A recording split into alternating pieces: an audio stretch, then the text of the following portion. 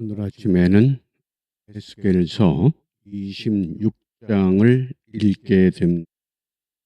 에스겔 26장, 26장, 27장, 28장은 두로에 대한 멸망 예언 심판입니다. 26장에서 함께 묵상할 주제가 두로의 엎드러지는 소리, 두로가 엎드러지는 소리다. 쉽게 말하면 두로가 망하는 소리다.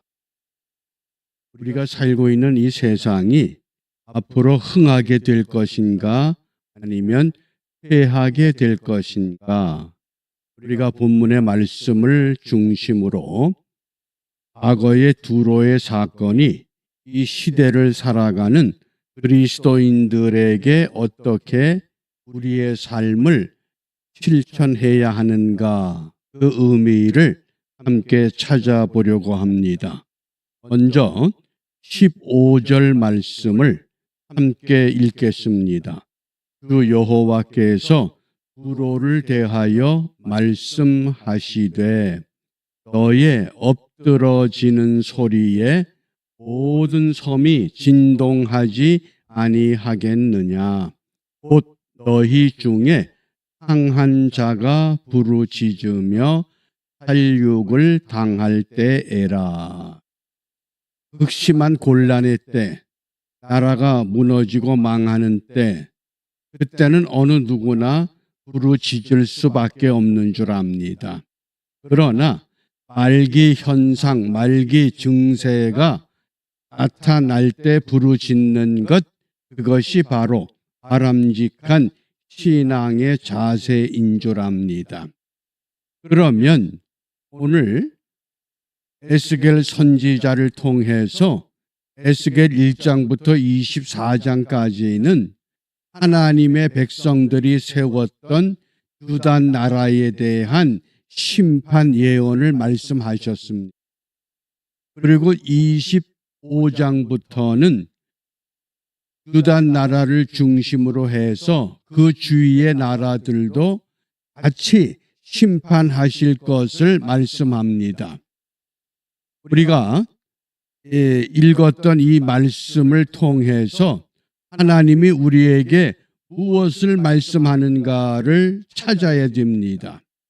어제 읽었던 25장에서는 암몬, 모압, 에돔, 블레셋에 대한 심판을 예언하셨습니다. 그런데 26장부터 28장까지는 두로에 대한 심판을 예언하는데 무려 그 장수가 3장에 걸쳐서 진행이 됩니다.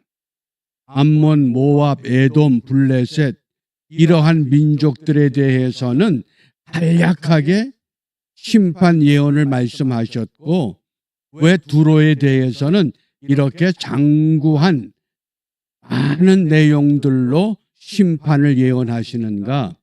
26장에서 두로에 대한 심판 예언, 27장은 두로에 대한 애가 슬픈 노래, 28장은 두로 왕의 멸망, 구체적으로 상세하게 두로에 대한 심판을 말씀하십니다.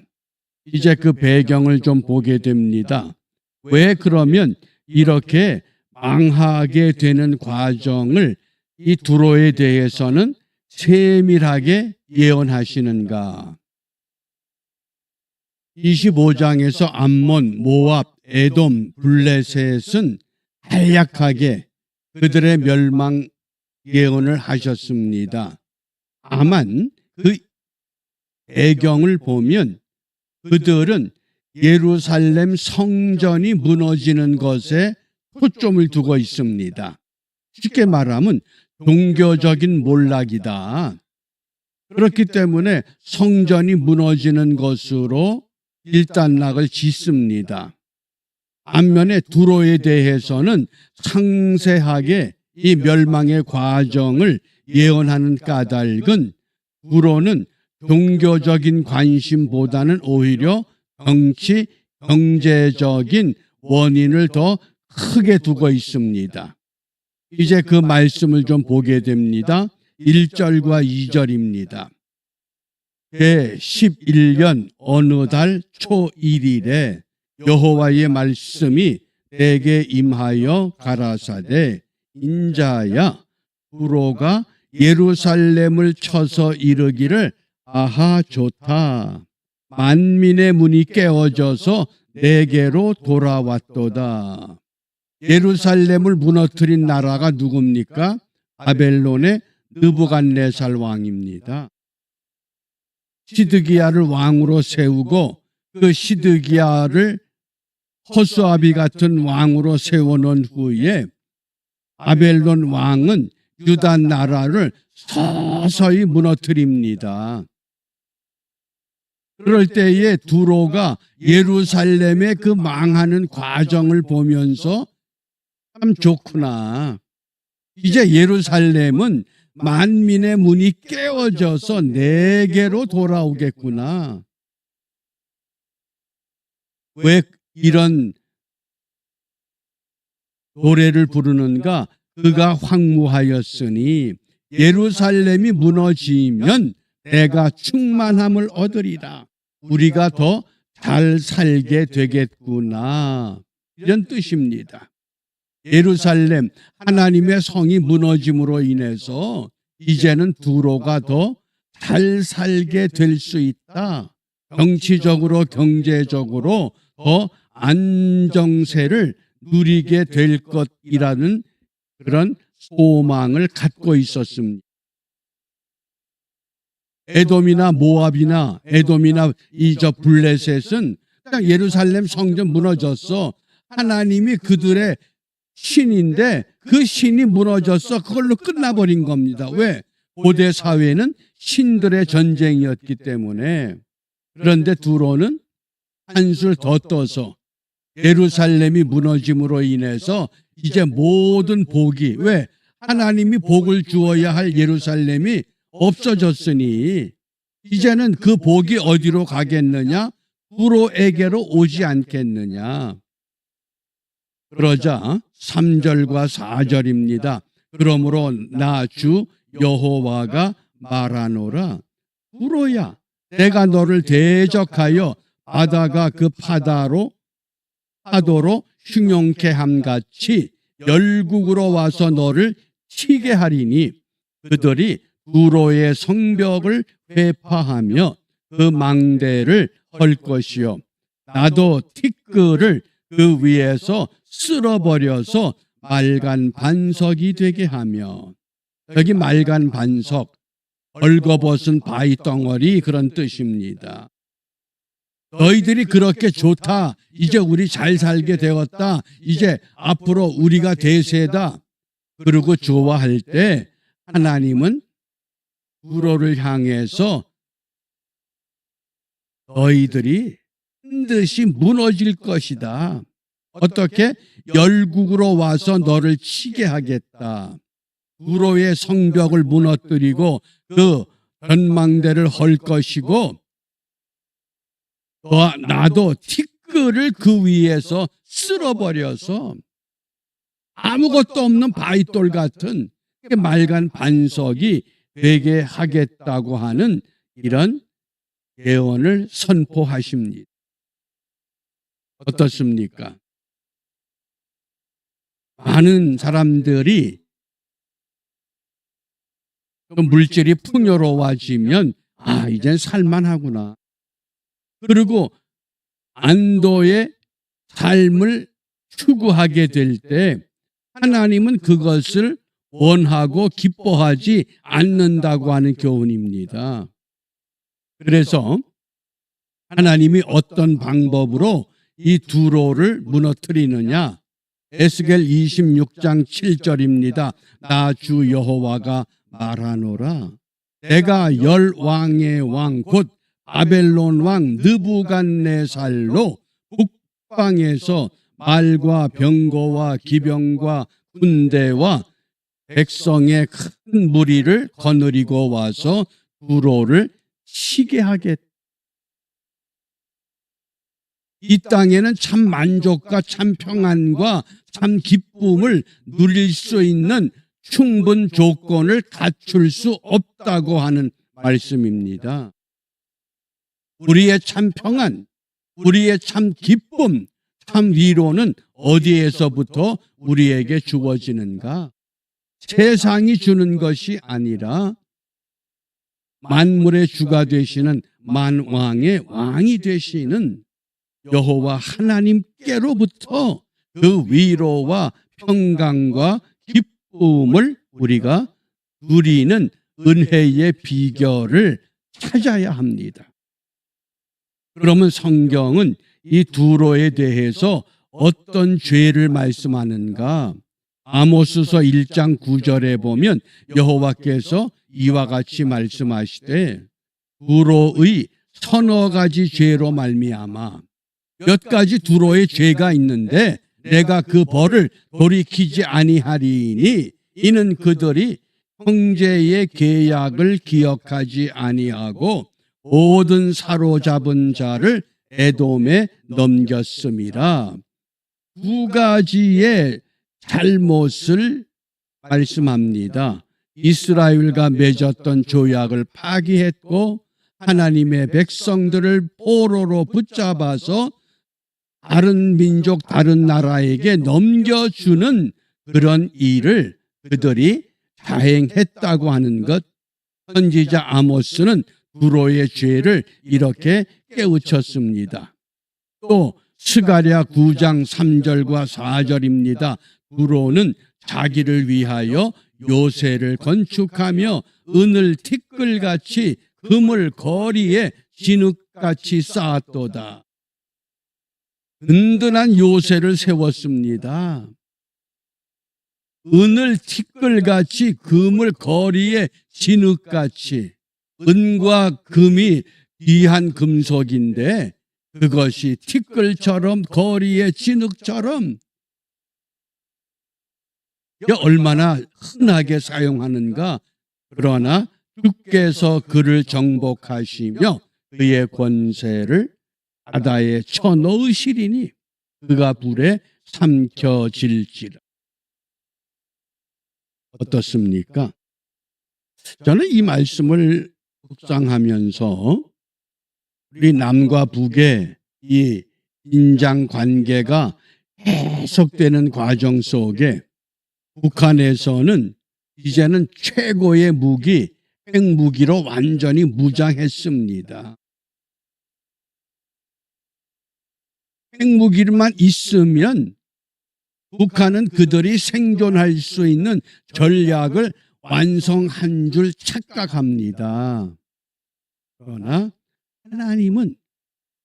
하나님의 놀라운 방법이 있습니다. 핵무기를 저장했던 그곳에 하나님께서 그 땅 밑으로 지진 한번 일으키면 그 핵무기 싹 망하고 맙니다.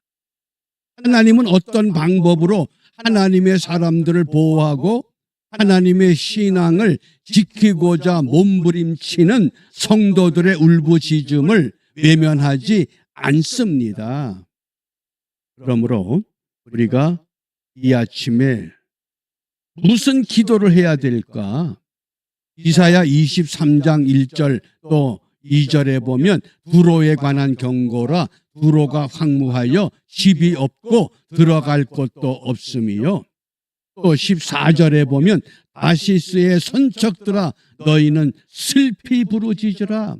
너희 견고한 성이 파괴되었느니라. 우리 내 힘만 의지할 터면 패할 수밖에 없도다. 내 주는 강한 성이 되십니다.